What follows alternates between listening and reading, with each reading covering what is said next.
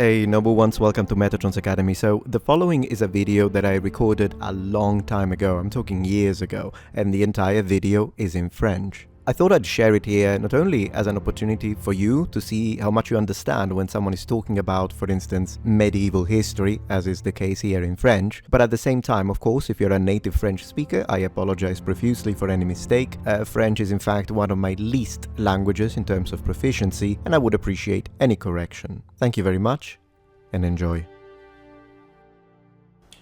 Salut tout le monde et bienvenue sur ma chaîne, je suis Metatron. Aujourd'hui, je voudrais parler du Moyen Âge et du homme. Avant de commencer, je voudrais vous présenter un bref remarque. Je vous présente mes excuses pour mon français, parce que bon, je ne suis pas français, je suis italien, et je sais bien que quand je parle français, je fais des erreurs. De plus, c'est la première fois que je fais une vidéo en français, et normalement sur ma chaîne, je fais vidéo en anglais. En fait, vous pouvez trouver une vidéo similaire à propos du homme en anglais ici.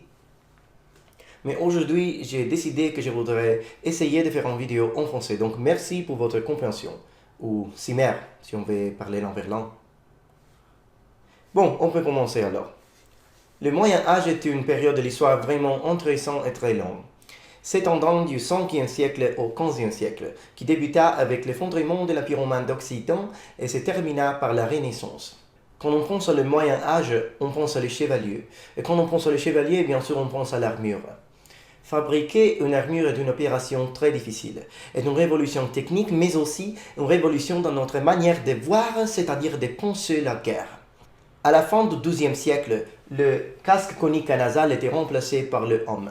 Le homme est un casque de cavalerie emblématique de la chevalerie. Le homme est très célèbre et connu, par exemple, parce qu'il était utilisé aussi dans les chevaliers de l'ordre du Temple. En fait, ma reproduction ici est un homme templière. On a la croix ici. C'est un symbole de la foi, le courage, mais aussi les valeurs guerrières. Des hommes prêts à sacrifier leur vie pour leur Dieu. Mais à mon avis, c'est aussi un symbole de l'extrême violence de cette société, de l'extrême violence de les terres d'Europe.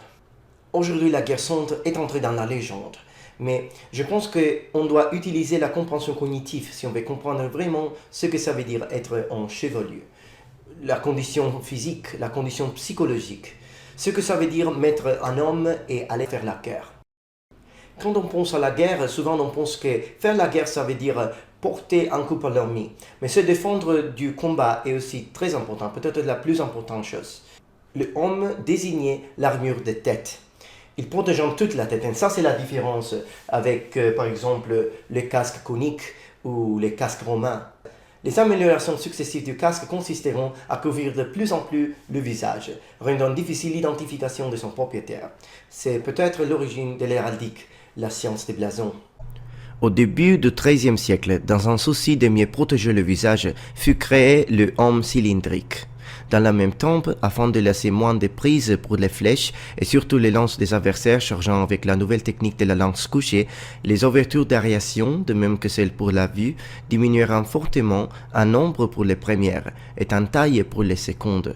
Ce homme était lourd et rendait la respiration difficile, ce qui expliquait qu'il était uniquement porté pendant le combat. Vers le début du XIVe siècle, la masque faciale devint mobile, permettant ainsi d'avoir le visage à découvert en dehors des moments critiques.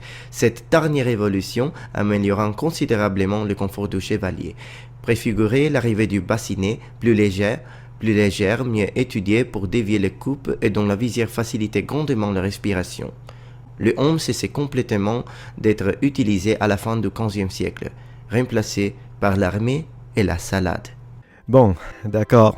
Merci beaucoup d'avoir regardé cette vidéo. J'espère que vous vous êtes bien amusé. Et encore une fois, je m'excuse pour toute erreur que j'ai pu faire en parlant français. Passez une bonne journée et au revoir.